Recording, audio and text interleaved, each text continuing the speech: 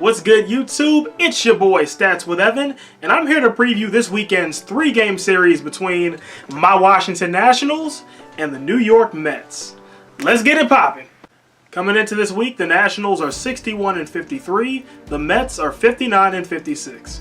Washington is second in the NL East, New York is fourth. There's just a 2.5 game difference between these two. The Nats currently have the first wildcard spot in the National League. The Mets do not have a playoff spot. They're just half a game out, though. And the Nationals are 30-22 in division play. The Mets are 27-24. Both these two are coming off sweeps this past week. The Nationals swept a 3-game series in San Francisco. The Mets swept a 4-game series at home against the Marlins. So here's what you need to know about the two teams going into this week. This is the 5th of 6 head-to-head series between the Nationals and the Mets. New York leads the season series 8-5, and the Mets are outscoring the Nats in the season series by a count of 69-62. The Nats need just one more win to clinch a winning road trip. They're currently 4-2 on a 9-game road trip. The Mets need just 2 more wins to clinch the season series. So that means if the Mets win this series, they win the season series.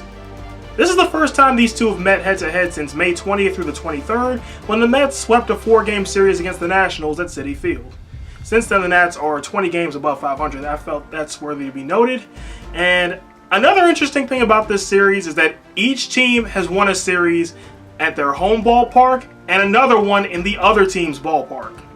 And now, let's talk starters. On Friday, the Nationals are sending out Stephen Strasburg. Strasburg is 14-5 with a 3.72 ERA. His last start wasn't pretty, though. He went 4 2/3 innings, gave up 9 hits, 9 runs, walked 2, struck out 7, and he took the loss as the Nationals lost 18-7 in Arizona. The Mets are countering with their new addition, Marcus Stroman. Stroman, in his time with the Mets, has no record and a 6.23 ERA. In his last start, he went 4 1/3 innings, gave up 7 hits, 3 runs, walked 2, struck out 3, and he took the no decision as the Mets won 7-5 in Pittsburgh. On Saturday, the Nationals are sending out Patrick Corbin. Corbin is 9-5 with a 3.43 ERA. In his last start, he went 5 1/3 innings, gave up 7 hits, 5 runs, walked 3, struck out 5, and he got a no decision as the Nationals lost to Arizona 7-5. The Mets are countering with Noah Syndergaard. Syndergaard is 8-5 with a 3.96 ERA. In his last start, he went 7 innings, gave up 3 hits, 1 run, walked 1, struck out 3, but he took the dub as the Mets clobbered Pittsburgh 13-2. In the series finale on Sunday, the Nationals are sending out Anibal Sanchez. Sanchez is 7-6 with a 3.67 ERA. In his last start, he went 6 innings, gave up 4 hits, 1 run, walked 1, struck out 3, and he got the win as the Nationals won 5-3 in San Francisco. The Mets are countering with Jacob deGrom. deGrom is 7-7 with a 2.77 ERA. In his last start, he went 7 innings, gave up 5 hits, 2 runs, walked 1, struck out 8, and he took the dub as the Mets beat the Marlins 6-2. So here's how the Nationals can win this series. A 9-game road trip for the Washington Nationals got off to a frustrating start in Arizona before being turned completely on its head in San Francisco thanks to gems from the unlikeliest of sources, namely Erick Fedde and Joe Ross, neither of whom gave up a run to the Giants in their starts. Now the task is to finish the trip on a high note as they face a rival they haven't seen in what seems like forever in the New York Mets. If there's anything Washington has done well this season, it's bounce back. And they're throwing out pitchers in Stephen Strasburg and Patrick Corbin who need to do just that after rocky outings in Arizona. Overall, Washington can win this series if the modified Big Three, that's Strasburg, Corbin, and Anibal Sanchez, can keep the same energy that Fedde, Anibal, and Joe Ross had in San Francisco. Never thought I'd say that, but here we are. So that was how the Nationals can win this series, but now let's look at how the Mets can win it. First of all, I am well aware of what I said about the New York Mets in my trade deadline video. But I'm a fair man. I like to at least give teams a chance to prove me wrong. And so far, in the albeit small sample size that they provided since then, the Mets have done exactly that.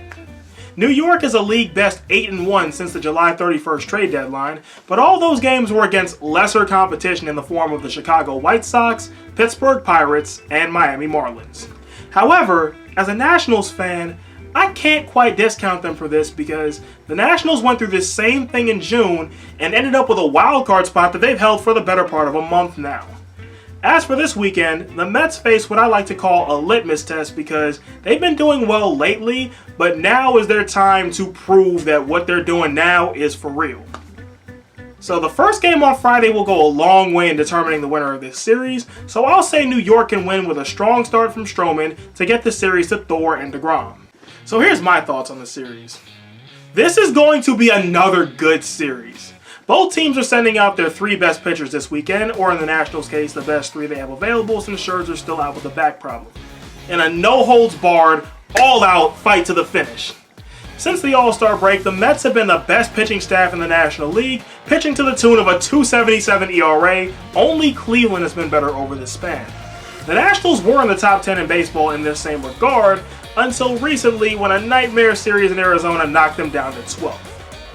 However, Washington allowed just 4 runs over a 3-game series in San Francisco, so all this sets the tables for a pitcher's paradise for this weekend.